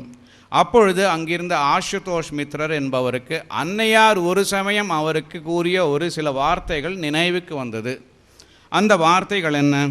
ஆஷுதோஷரிடம் அன்னை சாரதா தேவியார் ஒரு நாள் கூறினார், எத்தனை தான் வேலை இருந்தாலும், எத்தனை தான் சுமைகள் பணிகள் இருந்தாலும், குழந்தை அழுது கொண்டே அம்மா என்று கூப்பிட்டால் தாயால் ஓடி வராமல் தான் இருக்க முடியுமோ? இது நினைவுக்கு வந்ததுமே ஆஷுதோஷ் மித்ரர் அன்னையாரின் காதின் அருகே சென்று, அம்மா அம்மா எனக்கு பசிக்குது, எனக்கு பசிக்குது என்று வேகமாக கூறுகிறார். குருதேவருக்கு நைவேத்தியம் செய்யுங்கள், நைவேத்தியம் கொடுத்து எங்களுக்கு உணவளியுங்கள் என்று கூறுகிறார். இந்த வார்த்தைகளை கேட்டவுடனே சாரதா தேவியாரின் உடலில் ஒரு நடுக்கம் ஏற்படுகிறது. அடுத்த நிமிடம் இந்த பூவுலகில் தோன்றிய அன்னை சாரதா தேவி என்ற அம்மாவின் உருவத்தை அவர் பெறுகிறார். இயல்பாகவே குருதேவருக்கு நிவேதனம் படைக்க சென்று விடுகிறார். எவ்வளோ பெரிய பரவச நிலையில், ஆழ்ந்த பரவச நிலையில் இருந்த அன்னையார் அம்மா எனக்கு பசிக்குது என்று சொன்ன உடனேயே நம்முடைய நிலைக்கு வந்து விடுகிறார். அப்படி என்றால் அன்னை சாரதா தேவியாருடைய 108 போற்றிகள், மாநாம சங்கீர்த்தனம் என்று எத்தனையோ விஷயங்கள் இருக்கின்றன. அந்த எல்லா நாமத்தை வேண்டுமானாலும் நாம் சொல்லலாம். ஆனால் உடனேயே நம் நிலைக்கு அன்னையாரை அழைத்து வர வேண்டும் என்றால் அம்மா என்று ஓலமிட்டால் போதும், உடனே ஓடோடி வருவாள்.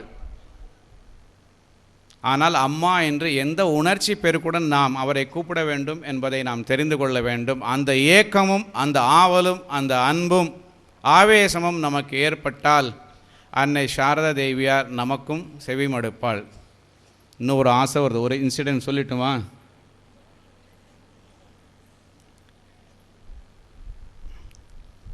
ஒரு நாள் நான் படுத்து கொண்டிருந்தேன். நான்ல இந்த நிகழ்ச்சியை சொல்பவர் அவர் கூறுகிறார், திடீரென்று நான் பார்த்தேன், கல்கத்தாவில் காளிகாட்டில் இருக்கும் காளி என் கனவில் தோன்றி தன்னுடைய 4 கைகளாலும் என்னை குழந்தையை போன்று அலாக்காக தூக்கி நிறுத்தி வைத்தாள். நிறுத்தி வைத்து ஒரு தேவியின் மனித தேவியின் வடிவத்தை அவர் தரித்து கூறுகிறார், இனி உனக்கு ஏன் பயம், நான் உன்னுடன் இருக்கிறேன் அல்லவா என்று கூறி எனக்கு மந்திரத்தை கொடுத்தால், இந்த மந்திரத்தை நீ ஜபம் செய்து கொண்டு போ, இதை தவிர உனக்கு வேறு எதுவும் தேவையில்லை, இதனாலேயே உனக்கு எல்லாம் கிடைக்கும் என்று அவர் கூறிவிட்டு மறைந்து விட்டார். 1 மாதத்திற்கு பிறகு நான் ஜெயராம்பாட்டி போனேன். ஏன்னா அற்புதமான நிகழ்ச்சி இது பாருங்கள். ஜெயராம்பாட்டியில் அருவாமனையில் அன்னையார், அந்த காலத்தில் கிராமத்தில் அருவாமனையில் இப்போ தான் கத்தி வச்சிட்ருக்காங்க, காய்கறி நறுக்கி கொண்டிருந்தார். அருவாமனையில் காய்கறி நறுக்கிறவங்க எல்லாருமே அன்னையார் ஆக முடியாதானா? அங்கே ஜெயராம்பாட்டியில் அருவாமனையில் அன்னையார் காய்கறி நறுக்கி கொண்டிருந்தார். நான் போய் அன்னையாரை பார்த்தேன். பார்த்த உடனே அன்னையார் என்னையும் பார்த்தார். உடனே அந்த காய்கறிகளை எல்லாம் சுருட்டி எடுத்து அருவாமனையும் எடுத்துக்கொண்டு வீட்டின் உள்ளே ஓடினாள். ஓடியதும் அந்த அருவாமனையும் காய்கறியும் வைத்துவிட்டு கையசைத்து என்னை உள்ளே கூப்பிட்டாள். ஒரு ஆவேசம் பிடித்தவன் போல் நான் அன்னையை நோக்கி அறையின் உள்ளே ஓடினேன். பாருங்கள், அந்த கை அசைவிலேயே அவருக்கு ஆவேசம் வந்துடுது. என்ன ஒரு சக்தி பாருங்கள், சங்கல்ப சக்தி. அறையில் உள்ளே சென்று அன்னையாரை நெருங்கியதும் அவர் கேட்டார், என்னப்பா, என்னை எப்படி நீ அடையாளம் கண்டு கொண்டாய்? பாருங்கள், காளிகாட்டு காளி, கல்கத்தா காளிகாட் காளி கனவில் வந்திருக்கிறார். அது ஒரு பக்கத்தில் நிகழ்ச்சி. அடுத்த நிகழ்ச்சி அருவாமனையில் காய்கறி வெட்டி கொண்டிருக்கும் ஒரு சாதாரண கிராம பெண்மணி கை அசைத்து உள்ளே கூப்பிடுகிறாள். உள்ளமெல்லாம் ஆவேசம் நிறைகின்றது இவருக்கு. உடனே அன்னையார் கேட்கிறார், எப்படிப்பா என்னை அடையாளம் கண்டு கொண்டாய்? அவருக்கு புரிந்து விட்டது அன்னையார் என்ன சொல்ல விரும்புகிறார் என்று. உடனே அவர் கூறுகிறார், அம்மா, எனக்கு என்னதான் புரிந்து விட்டது, எவ்வளவு நீ புரிய வைத்திருக்கிறாயோ அவ்வளவு மட்டும்தான் நான் புரிந்து கொண்டிருக்கிறேன். இதை கேட்ட அன்னையார் கல கல கல என்று உரக்க சிரித்தார். பிறகு தலையிலிருந்து முழங்கால் வரை என் உடலை வருடி கொடுத்தார். அதன் பிறகுதான் இந்த ஆவேசம் தணிந்து நான் என்னுடைய இயல்பான நிலைக்கு வந்தேன். அந்த நிலையில் வந்த பிறகுதான் அன்னையாரை நான் வணங்க முடிந்தது. அன்னையாரை வணங்கினேன். பிறகு எனக்கு அவர் தீட்சை கொடுத்தார். என் உடல் முழுவதும் சிறிய சிறிய தாமிர பாத்திரத்திலிருந்து நீரை எடுத்து தெளித்து குருதேவரை வணங்க சொன்னார். பிறகு என் மார்பிலும் முதுகிலும் தலையிலும் கையால் தடவி கொடுத்து கூறினார், இப்பொழுது நீ பாவனை செய், உன் ஜன்ம ஜன்மாந்தர பாவமெல்லாம் சாம்பலாகிவிட்டது, இனி நீ சுத்த முக்த ஆத்மனாகிவிட்டாய். நம் எல்லோர் கனவிலும் அன்னையார் இவ்வாறு வந்து நம்முடைய தலையை, மார்பை, முதுகை வருடி கொடுத்து நமக்கும் அந்த அருள் புரிய வேண்டும் என்ற பிரார்த்தனையுடன் இந்த சிந்தனை பரிமாற்றத்தை நிறைவு செய்கிறேன். ஜெய்மா. ஜெய்மா.